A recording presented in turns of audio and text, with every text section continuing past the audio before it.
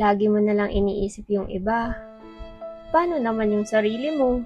Hi guys! Day 6 na ng ating challenge and today's theme, it's about rewarding yourself and self-love. Minsan, sa sobrang busy natin sa trabaho, sa goals natin, sa ibang tao, nakakalimutan natin na deserve din natin alagaan yung sarili natin. Pero sabi nga, you can't pour from an empty cup. So ngayon, ako naman muna. As usual, I started my day with my morning routine. Amazing barley and a glass of water for hydration. Pagkatapos nun, I had my coffee while I review my goals, and then nag-follow up and postings din ako online. Syempre, consistency is the key.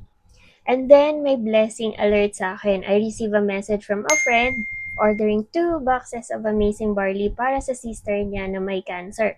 Grabe no, ang sarap sa pakiramdam na may natutulungan tayo sa simpleng paraan lang.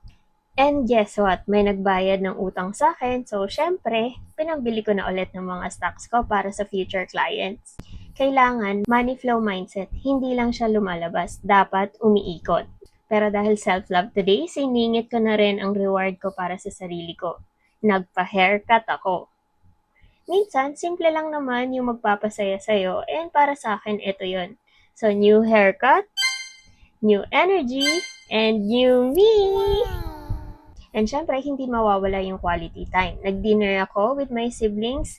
Sobrang nakaka-relax lang yung pakiramdam na kasama sila at makikipagtawanan sa kanila.